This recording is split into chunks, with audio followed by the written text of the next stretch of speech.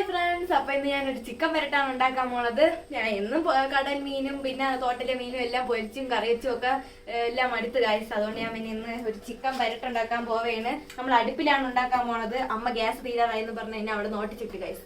അതുകൊണ്ട് ഞാൻ അടുപ്പിലുണ്ടാക്കാൻ പോവേണ്. അതിന് വേണ്ടിയിട്ട് നമുക്ക് ആദ്യമായിട്ട് നമ്മൾ അടുപ്പിലോട്ട് ചീനിച്ചട്ടി അടുപ്പിൽ വെക്കാം. മൺചട്ടി വേണ്ട, ചീനിച്ചട്ടി ഇവിടെ അടുപ്പിൽ വെക്കാൻ വേണ്ടിയിട്ട് പോകുന്ന എണ്ണ ഒഴിക്കുകയാണ്. അവകാശം നമുക്ക് അടുത്തതായിട്ട് വേണ്ടത് നമ്മൾ വെളുത്തുള്ളി, ഇഞ്ചി, പച്ചമുളക് എല്ലാം കൂടെ ചതച്ചത് അതിലിട്ടിട്ട് കൊടുക്കാം.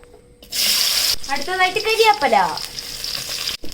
അപ്പൊ നമ്മളെ വെളുത്തുള്ളി, ഇഞ്ചി, പച്ചമുളക് എല്ലാം ഇവിടെ നല്ലപോലെ മൂത്ത് വന്നിട്ടുണ്ട് ഗായ്സ്. ഇനി നമുക്ക് കുറച്ച് കൊച്ചുള്ളിയും പിന്നെ നമ്മളെ വറ്റൽ മുളകും കൂടെ ഇട്ട് കൊടുക്കാം. പിന്നെ കുറച്ച് സവാള, പിന്നെ ഒരു തക്കാളിയും കൂടെ.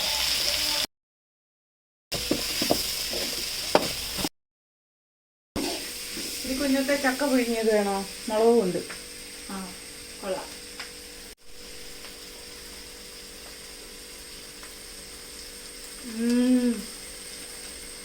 ചക്ക പിഴി ചേച്ചി കാണോ?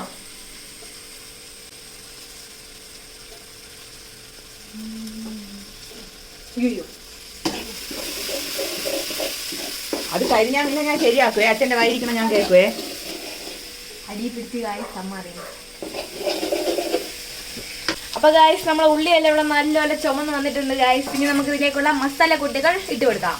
ആദ്യം നമുക്ക് മുളക് പൊടി 1 സ്പൂൺ, അടുത്തതായിട്ട് മല്ലിപ്പൊടി 1 സ്പൂൺ, 1/2 സ്പൂൺ മസാല,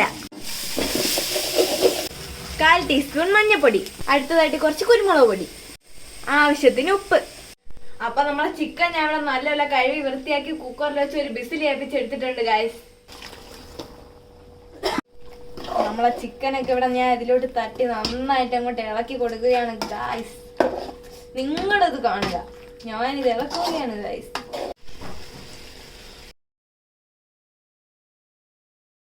അപ്പൊ നമ്മുടെ കറിയെല്ലാം ഇവിടെ നല്ല സെറ്റ് ആയിട്ട് വന്നിട്ടുണ്ട് ഗായ്സ്. നമുക്ക് അതിലോട്ട് കുറച്ച് ടൊമാറ്റോ സോസും കൂടെ ഒഴിച്ചെടുക്കാം.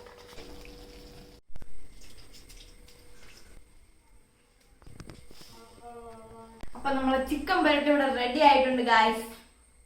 ഇനി നമുക്കൊന്ന് ടേസ്റ്റ് ചെയ്ത് നോക്കാം. കഴിച്ചു നോക്കാം ഗൈസ്. കഴിച്ചു കൊടുക്കാം. നല്ല സോഫ്റ്റ് ആയിട്ടുണ്ട്.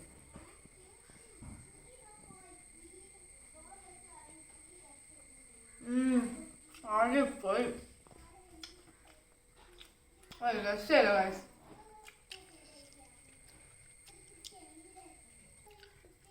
ചോറ്